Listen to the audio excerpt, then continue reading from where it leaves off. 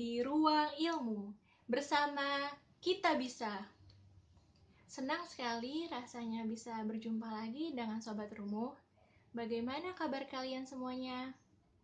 Jangan lupa untuk tetap makan dan jaga kesehatan kalian ya. Berbicara mengenai makanan, tentunya hal tersebut merupakan hal yang memang kita butuhkan. Namun tahukah Sobat Rumu bahwa kualitas makanan tidak hanya ditentukan oleh jumlah zat yang dikandungnya, tapi tergantung pada banyak fitur dan karakteristik yang berbeda. Menurut pendapat Korber, Manley, Lisman tahun 1994, Forward Nahrung. So, pada kursus ini, Sobat Rumu akan belajar mengenai makanan dan nutrisi. Yuk kita belajar dan berproses bersama di Ruang Ilmu. Bersama Kita Bisa. Kualitas makanan. Berikut ini ada aspek untuk menilai kualitas makanan. Yang pertama, nilai kesesuaian. Yang kedua, nilai kenikmatan. Yang ketiga, nilai psikologis. Keempat, ada nilai kesehatan. Kelima, nilai sosial budaya. Keenam, nilai ekologis. 7, nilai ekonomi. Dan terakhir, kedelapan, nilai politik. Faktor-faktor yang mempengaruhi kualitas makanan. Kualitas makanan ditentukan sejak awal produksi, seperti mulai dari ditanam hingga tersajinya di atas piring. Nah, berikut faktor yang dapat mempengaruhi makanan melalui proses tertentu. Yang pertama, melalui proses metode budidaya, penyimpanan, dan ketiga, pemrosesan.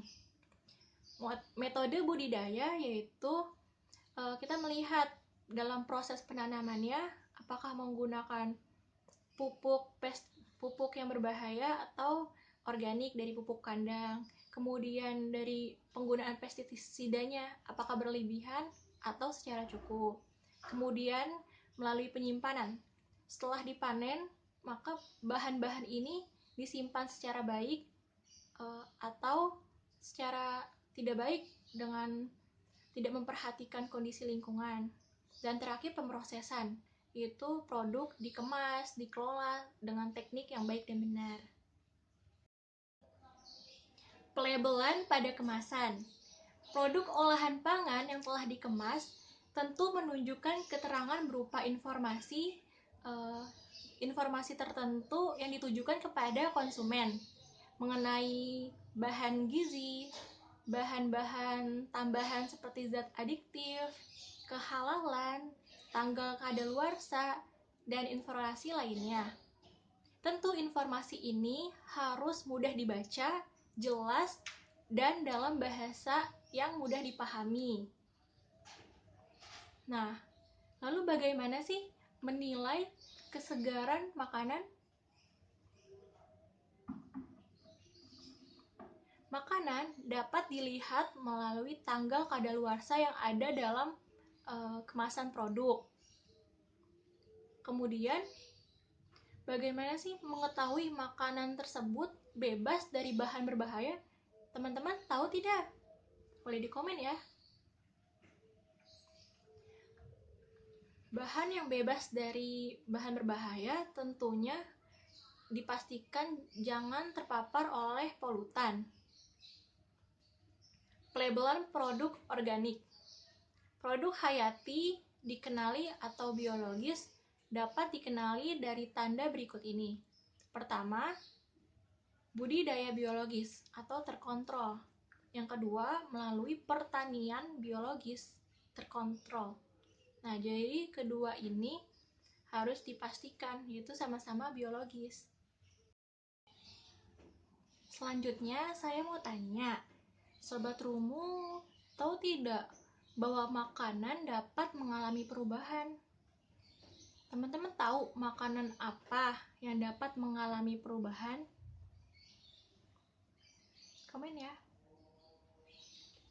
Nah, makanan yang pertama yaitu makanan olahan. Contohnya seperti kentang yang digoreng pada suhu tinggi, ia akan menghasilkan zat yang tidak diinginkan, yaitu akrilamida. Sebelum diproses dalam suhu tinggi, ia tidak ada zat tersebut. Namun setelah mengalami pemrosesan pemasakan akan berubah. Selanjutnya, secara genetika, yaitu seperti jagung yang diubah dalam proses genetika menghasilkan suatu minyak. Yang ketiga, makanan diolah dengan radiasi. Nah, itu dengan paparan dari sinar pengionan sehingga menghancurkan mikroorganisme sehingga tidak ada tumbuhnya seperti serangga ataupun mikroorganisme lainnya. Selanjutnya, apa sih yang terkandung dalam produk olahan? Suatu produk olahan harus mencantumkan semua daftar meliputi bahan utamanya maupun zat-zat tambahan seperti ada zat adiktif, pengawet pun juga ada. Selanjutnya, makanan apa sih yang terbebas dari zat adiktif? Teman-teman boleh di komen.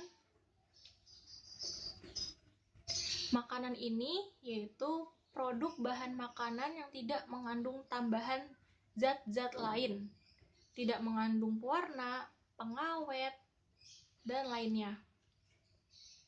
Seperti saat kita makan buah yang asli dari pohon ya, itu terbilang buah yang terbebas dari zat-zat tambahan. Namun beda jika buah tersebut sudah terpapar oleh polutan, maka ini sedikit mengandung bahan berbahaya yaitu pestisida. Maka sebelum kita memakan buah, harus kita cuci dahulu ya. Selanjutnya, keberlanjutan suatu produk makanan. Teman-teman tahu tidak seberapa besar sih keberlanjutan produk makanan?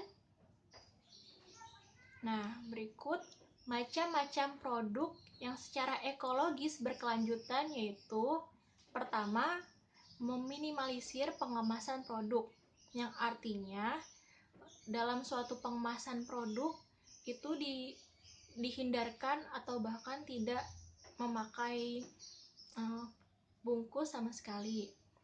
Ini mengapa?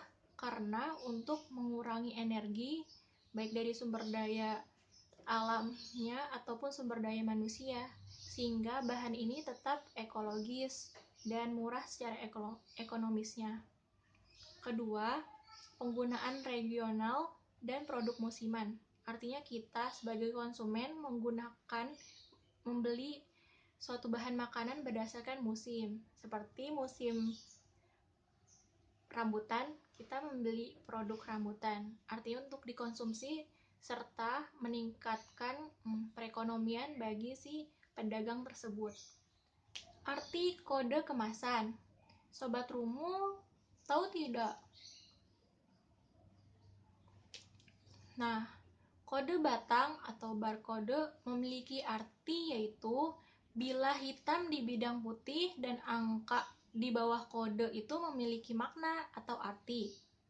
Nah, yang pertama itu ada melambangkan negara asal, menyimbolkan negara asal.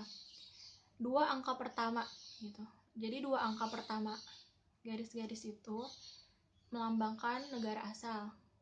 Selanjutnya ada produser, yaitu 5 sandi berikutnya 1, 2, 3, 4, 5. Selanjutnya ada control number, yaitu terdapat pada angka terakhir. Bagaimana Sobat Rumu? Apakah sudah paham? Sekian video yang bisa saya sampaikan. Sampai jumpa di pertemuan selanjutnya ya. Selamat belajar dan berproses bersama di ruang ilmu. Bersama kita bisa. Dadah.